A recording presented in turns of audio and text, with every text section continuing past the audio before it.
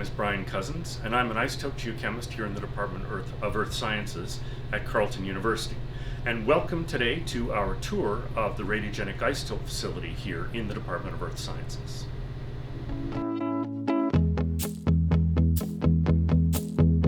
So here is a periodic table of the elements. All of you should know what is an element, what defines an element.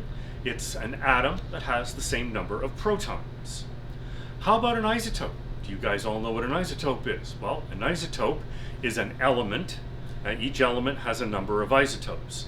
And the difference, and isotopes are defined by having a different number of neutrons. And so therefore they have a different atomic mass. So in radiogenic isotope studies, we need a pair. We need a parent isotope that is decaying to a daughter isotope. And the one that we're going to use as an example is the decay of rubidium to strontium. There are two isotopes of rubidium, mass 85 and mass 87, and there are four isotopes of strontium, mass 88, 87, 86, and 84. Rubidium 87 decays to strontium 87 by this reaction that you see here, where we are simply changing the atomic mass by converting an electron to a neutron. We express radiogenic isotope ratios as the daughter isotope, which is strontium 87, which is produced by this radioactive decay, relative to a stable isotope of strontium, which in this case strontium 86. And that's because mass spectrometers can only measure isotope ratios. They can't measure the actual individual abundances of isotopes. So what are radiogenic isotopes useful for? Well, we can use them for two things. We can date minerals and rocks using the decay of radiogenic isotopes, and we can also look at where certain rocks come from in the Earth's interior. For example, volcanic rocks, where did they come from? And here's the way it works. In a particular mineral, that will start out with a number of atoms of the isotope rubidium 87. And radioactive decay is measured as what we call the half-life, the time it takes for one half of the existing number of atoms to decay to the daughter. So when we start out here, we have no daughters, shown here in orange, and we have lots of parent. After one half-life, one half of the parent has decayed away, and so now we have some daughter atoms. And the ratio actually of the parent to the daughter after one half-life is exactly 1. After two half-lives, only 1/4 of the parent is left. After 3 half-lives, 1/8. After 4 half-lives, 1/16. After 5 half-lives, 1/32. And after 6 half-lives, 1/64 of the original number of parent atoms is left. Once we get past 6 half-lives, we can no longer use this decay scheme for dating because the decrease in the parent and the increase in the number of daughter atoms is just too small for us to be able to measure precisely. So we can use this to date a mineral or a rock. All we need to do is measure the ratio of the parent to the daughter existing now, and then we can work backwards then to how many half-lives have gone by since the rock or mineral solidified, and since we know the half-life of the parent, we can therefore calculate the age. So the last technique is great for dating minerals. We can also date rocks using a technique called the isochron technique. Initially, when a rock crystallizes, it has a number of minerals in it, and these minerals are represented by these circles. Each of these minerals has a different ratio of the parent, rubidium 87, to the daughter, strontium 86. When the rock crystallizes, all the minerals have the exact same isotope ratio. However, as time goes on, each of these minerals is going to undergo radioactive decay. The more rubidium 87 that's present in the mineral or rock, the higher the strontium 87 ratio to strontium 86 is going to be at a given time later on.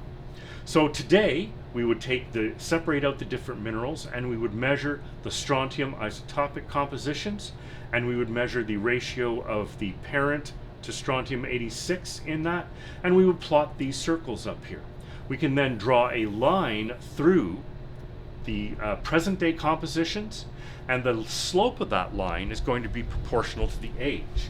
You can imagine after a short period of time, these would not evolve very much, and so therefore the slope of the line would be low. If we were to go to much older rocks, the slope here would be much higher, because each of these minerals would have a chance to further decay to higher and higher 87 to 86 ratios over time. So shallow slopes represent recent ages, steeper slopes represent more ancient ages. And that's the isochron technique.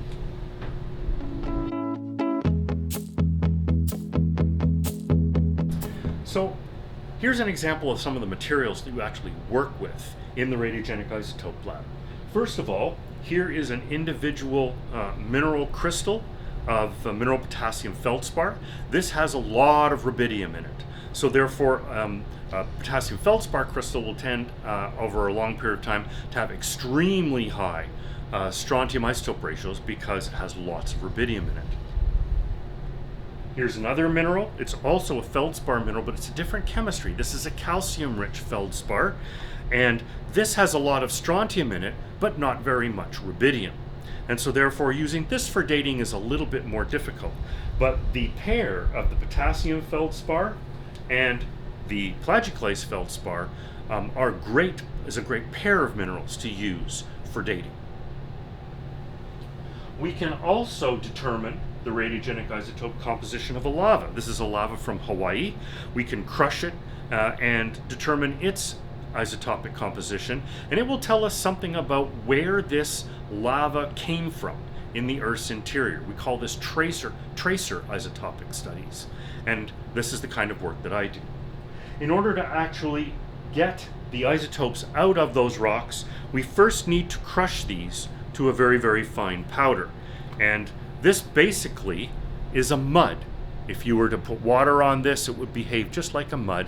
It has to be extremely fine-grained so that we can dissolve it in acids and then extract the isotopes out of this powder.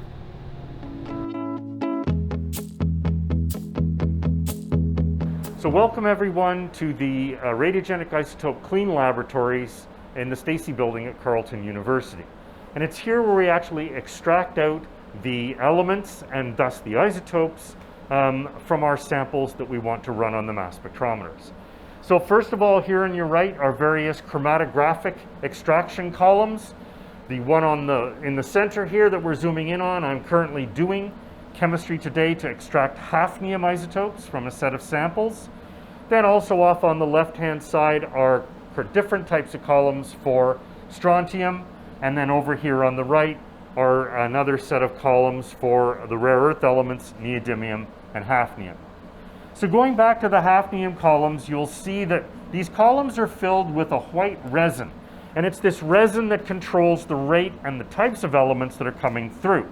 So we use certain acids to have elements just go through that we don't want, and then once we've got all of those elements flushed through, we just add a different acid that will then take off just the element that we do want.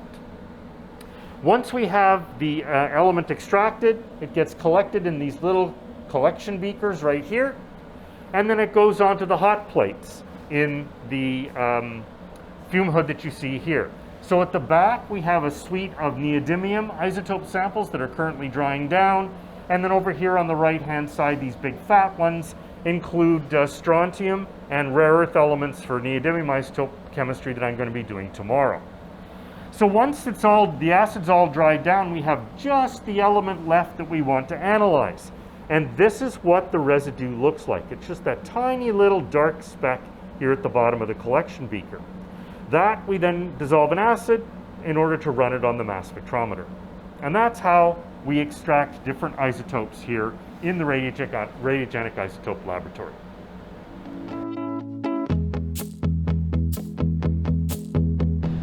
So once our isotopes have been separated out of our sample, we bring it down here to the lab. You can see, looking at the bottom of this beaker, those are the isotopes of this particular element that we've separated out of that original sample. Now we dissolve that in a small amount of acid, and we load that on a filament here. And then we dry down the acid by turning up a filament current so that it dries it down to a small little sort of cake of dried material that then gets loaded onto the sample magazine that you see right here. Here's an example of one of them loaded on. And that sample magazine then goes into the mass spectrometer, and this magazine can rotate around. We can pick just one position time to analyze, and then we'll be able to analyze our samples on the mass spec. This is a thermal ionization mass spectrometer. These samples are loaded inside here in the source on the filaments. Those filaments are heated up, and the ions are then sucked off of the filament by high voltage and then go flying down this flight tube, all as one beam with all the isotopes together. But the beam goes through the magnet and is split into beams of the individual isotopes.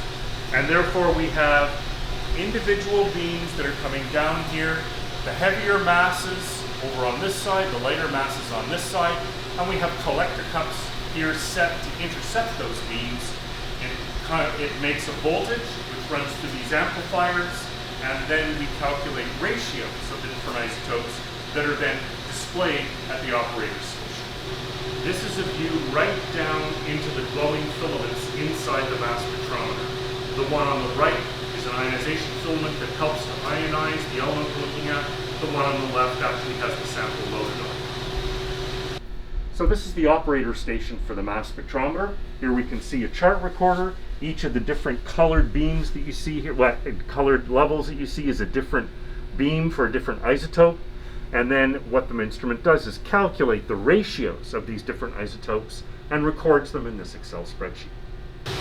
I hope you've enjoyed our tour of the Radiogenic Isotope laboratories here at Carleton University. And if you have any questions, please go to our website and let us know if you're interested in more details.